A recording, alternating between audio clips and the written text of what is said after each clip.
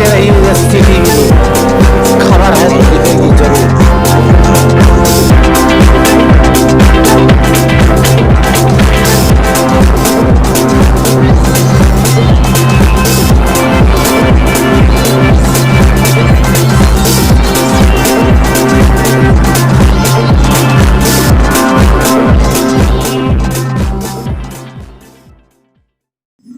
नमस्कार, जय हिंद, जय भारत मेरे देशवासियों, संभाग के वासियों, ग्राम के वासियों, ये मेरे आसपास रहने वाले जितने भी क्षेत्र हैं सभी को एक विशेष मुद्दे पर मैं डॉक्टर प्रणय तिवारी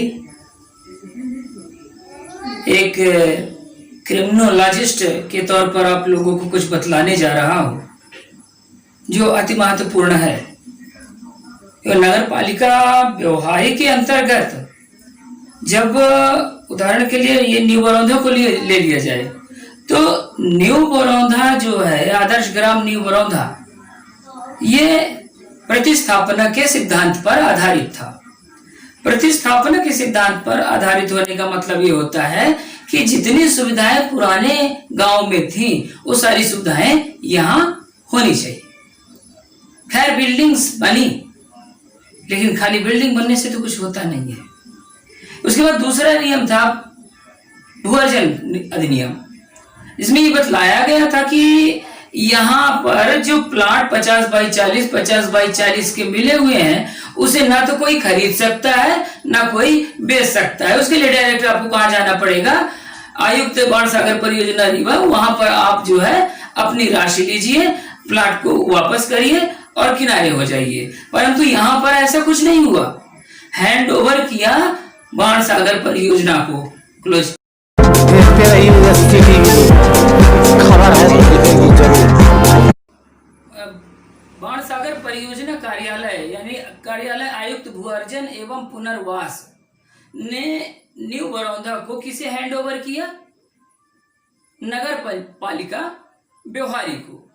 तो जब नगर पालिका व्यवहारी इसका प्रभार ले रही थी तो उस समय उनके पास पुनर्वास नीति भी रही होगी, उनको सारे नियम कानून समझाए भी गए होंगे, क्योंकि ये तो एक साधारण सी प्रक्रिया है, नॉर्मल सी प्रक्रिया है। इसमें बहुत ज्यादा डिटेल लेने की जरूरत क्या है। मैं तो आवश्यकता नहीं समझता कि इसमें कोई RTI लगाई जाए। उसके बाद खेल चालू होता है किसका, जमीन की अवैध खरीद फरोख्त का मामला। जब आवासीय भूखंड बंद करना, आवासीय भूखंड बेचना या खरीदना अपराध है तो उसके उपरांत भी यहाँ पर क्या किया गया, एक 10 रुपए का स्टाम्प, 50 रुपए का स्टाम्प और 100 रुपए के स्टाम्प में नोटरी के माध्यम से उन लोगों ने आपस में एग्रीमेंट करके खुद ही बना लिया नियम और अवैधानिक कानून व्यवस्था के विरुद्ध जाते हुए उन लोगों ने इस तरह के असंवैधानिक और अवैधानिक कृत्य को कर डाला। आखिर है तो ये अपराध। क्लोज। देखते रहिए STV खबर है तो दिखेगी जरूर। अब आखिरी पॉइंट न्यू बरौंधा को लेकर के मैं बतलाने जा रहा हूं कि मध्य प्रदेश शासन जल संसाधन विभाग की अनुमोदित पुनर्वास नीति के तहत बाणसागर परियोजना द्वारा बरौंधा को विस्थापित करके न्यू बरौंधा में लाया गया। अब यहाँ पर बात आती है पुनर्वास नीति की। तो पुनर्वास नीति इतनी बेहतरीन तरीके से बनाई गई है, यदि उसका पालन किया जाता तो अभी तक के यहाँ कोई भी बेरोजगार न रह जाता। परंतु हालत क्या है, आज 30 साल करीब होने जा रहे हैं लेकिन अभी तक किसी को भी ऋण पुस्तिका नहीं मिली है। नगर पालिका व्यवहारी को कई बार चेतावनी दी गई कि आप चल के ये सिद्ध करिए कि यहाँ पर कितने लोग वास्तविक विस्थापित हैं और कितने लोग फर्जी विस्थापित हैं।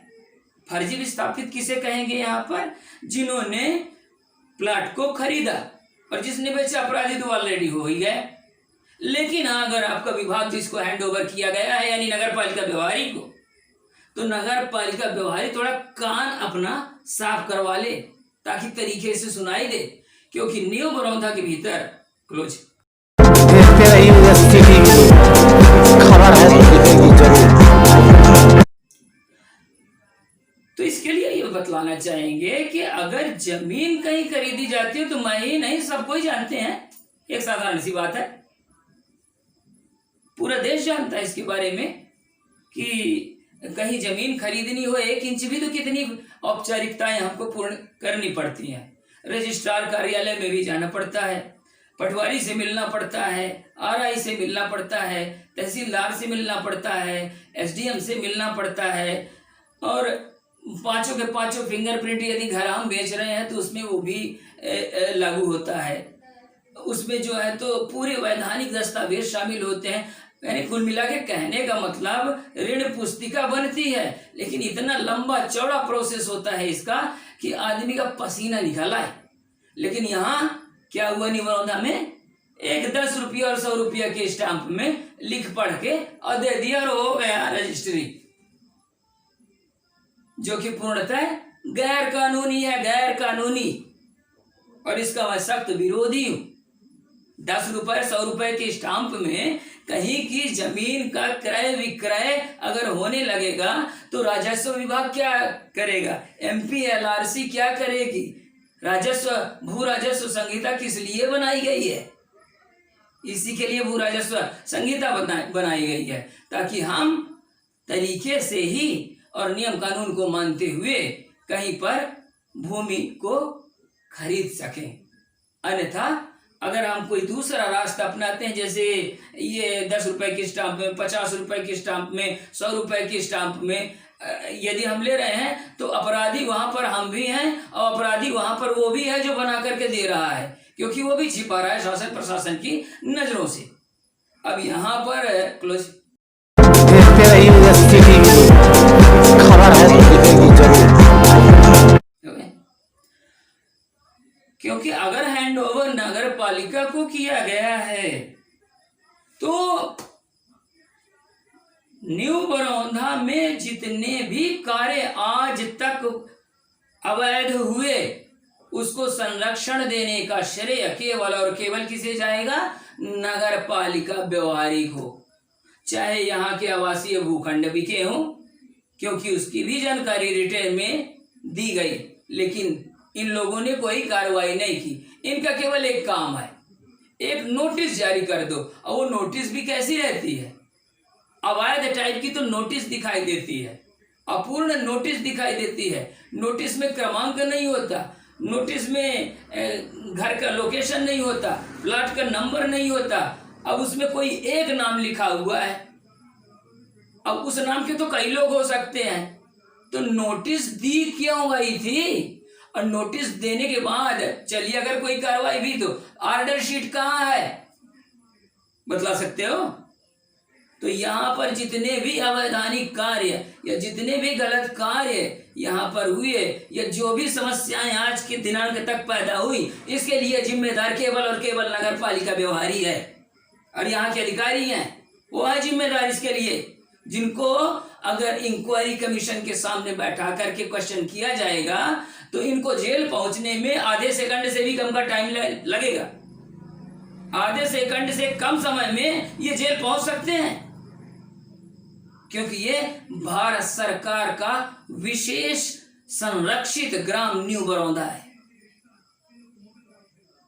ये तो एक छोटा सा एग्जाम्पल था आप लोगों के लिए कि 10 रुपए 50 रुपए 100 रुपए की स्टाम्प का कोई कैरियर कोई भविष्य नहीं है, और वो पूरी तरह से जो है पूरी तरह से कहीं इलीगल है। इसी के साथ आज का चैप्टर मैं यही खत्म करता हूं। जय हिंद, जय भारत।